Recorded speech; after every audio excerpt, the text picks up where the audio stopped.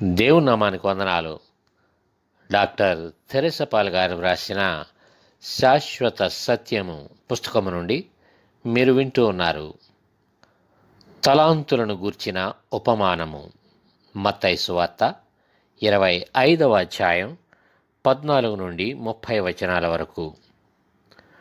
పరలోక రాజ్యము ఒక మనుష్యుడు దేశాంతరమునకు ప్రయాణమై తన దాసులను పిలిచి తన ఆస్తిని వారికి అప్పగించినట్లుండును.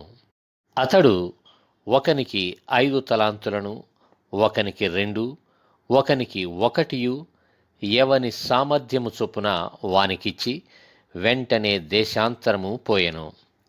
5 తలాంతులు తీసుకునిన వాడు వెళ్ళి వాటితో వ్యాపారము చేసి మరి 5 తలాంతులను సంపాదించెను. అలాగుననే 2 తీసుకునిన వాడు మరి 2 సంపాదించెను. అయితే 1 తలాంతు తీసుకునిన వాడు వెళ్ళి భూమి త్రవ్వి తన యజమానుని సొమ్ము దాచిపెట్టెను.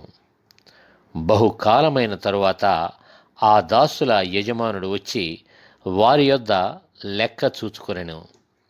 అప్పుడు 5 తలాంతులు తీసుకునిన వాడు మరి 5 తలాంతులు తెచ్చి, అయ్యా, నీవు నాకు 5 తలాంతులు అప్పగించితివే, అవియుగాక మరి 5 తలాంతులు సంపాదించితిని అని చెప్పెను.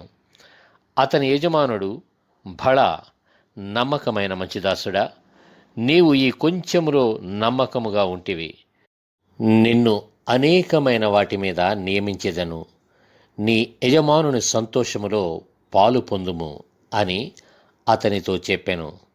అలాగే 2 తలాంతులు తీసుకున్న వాడు వచ్చి, అయ్యా, నీవు నాకు 2 తలాంతులు అప్పగించితివే, అవియుగాక మరి 2 తలాంతులు సంపాదించితిని అని చెప్పెను. అతని యజమానుడు, భళా, నమ్మకమైన మంచిదాసుడా, నీవు ఈ కొంచెములో నమ్మకముగా ఉంటివి, నిన్ను అనేకమైన వాటి మీద నియమించెదను, నీ యజమానుని సంతోషములో పాలు పొందుము అని అతనితో చెప్పెను. తరువాత 1 తలాంతు తీసుకున్న వాడు వచ్చి, అయ్యా, నీవు విత్తని చోట కోయువాడవును, చల్లని చోట పంట కూర్చుకునివాడవునైన కఠినుడవని నేను ఎరుగుదును. గనుక నేను భయపడి వెళ్ళి నీ తలాంతును భూమిలో దాచిపెట్టి తిని, ఇదిగో నీది నీవు తీసుకునుమని చెప్పెను. అందుకు అతని యజమానుడు వానిని చూచి, సోమరివైన చెడ్డదాసుడా, నేను విత్తని చోట కోయువాడను, చల్లని చోట పంట కూర్చుకునివాడనని నీవు ఎరుగుదువా? అట్లయితే నీవు నా సొమ్ము సాహుకారుల యొద్ద ఉంచవలసి ఉండెను.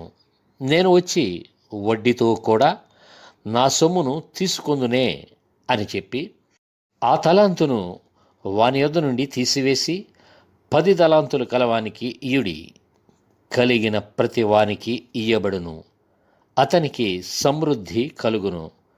లేని వాని యొద్ద నుండి వానికి కలిగినదియు తీసివేయబడును. మరియు పనికి మాలిన ఆ దాసుని వెలుపటి చీకటిలోనికి త్రోసివేయుడి, అక్కడ ఏడ్పును పండ్లు కొరుకుటయు ఉండును అనెను.